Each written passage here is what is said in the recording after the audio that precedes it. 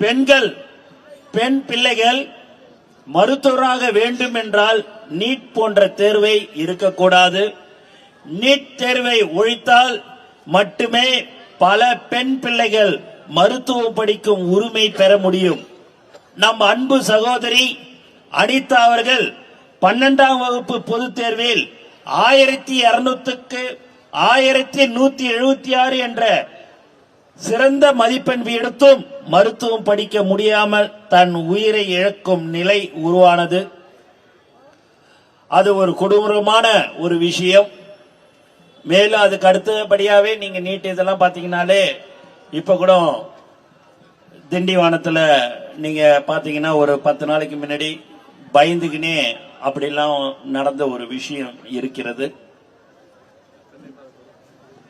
அனிதா வேற்றுக்கு நம்மளுடைய தமிழக வெற்றி தலைவர் தளபதி அவர்கள் நேரடியாக சென்று ஆறுதல் கூறினார். அவருடன் நான் சென்றிருந்தேன்.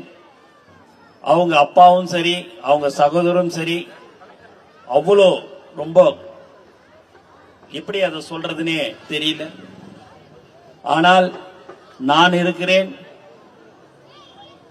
எனக்கு தங்கை இருந்தது, இப்போது இல்லை. ஆனால் பல லட்சம் தங்கைகள் எனக்கு இப்ப இருந்து கொண்டிருக்கிறார்கள் என்று தளபதி சொன்னார்.